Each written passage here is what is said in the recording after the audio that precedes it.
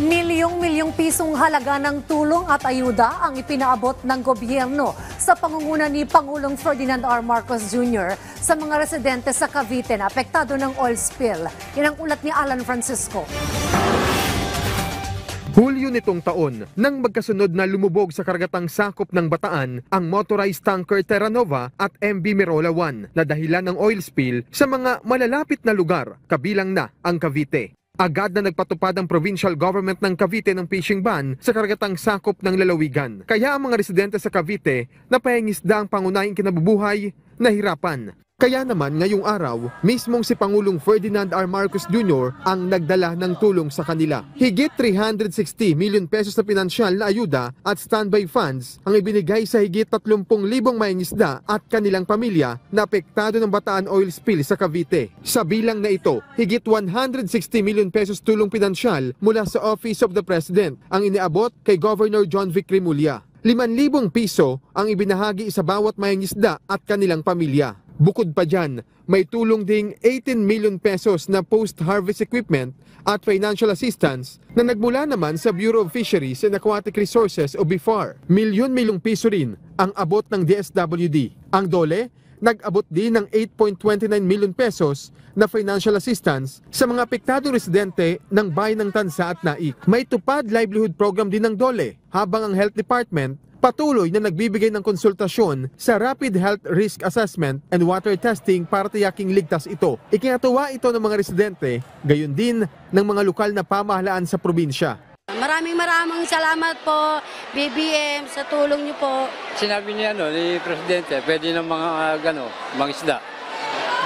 Kung mga isang linggo, magpapalibang muna kami sa linggo bago kami mangisda. Pangulong Marcos, salamat sa mga biyayang binigay mo sa amin. Salamat po.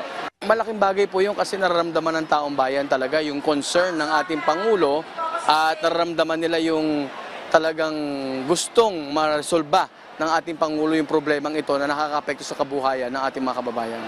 Good news din ang inanunsyo ni Pangulong Marcos dahil pwede na muling pumalaot ang mga mangingisda sa Cavite. At nasabihan lang ako ni ating Secretary Kiko Laurel ng DA na mula ngayon ay maari ng mangisda, wala ng oil spill, pwede nang ituloy ang inyong hanap buhay. Inaasang makukumpleto ang siphoning ng Philippine Coast Guard sa loob ng 2 linggo. Pagkatapos ng 10 araw ay masasabi natin na isip-sip na lahat ng langis, pwede nang subukan na i-recover yung barko na yan. Palulutangin nila ulit at dadalhin nila sa ibang lugar. Kung meron pang natirang langis doon, saka doon kukunin. Palalakasin din ng administrasyon ang industriya ng paingisda sa probinsya. Iniulat din ni Pangulong Marcos na tuloy lang ang gobyerno sa investigasyon upang matukoy ang dahilan ng oil spill sa Bataan. Sa ngayon, iniimbestigahan na natin ang paglubog ng mga barko upang makakalap tayo na sapat na impormasyon na mapanagot ang mga nagsala ayon sa batas. Titiyakin din natin na makakatanggap ng karampatang kompensasyon ang mga naapektuhang mamamayan.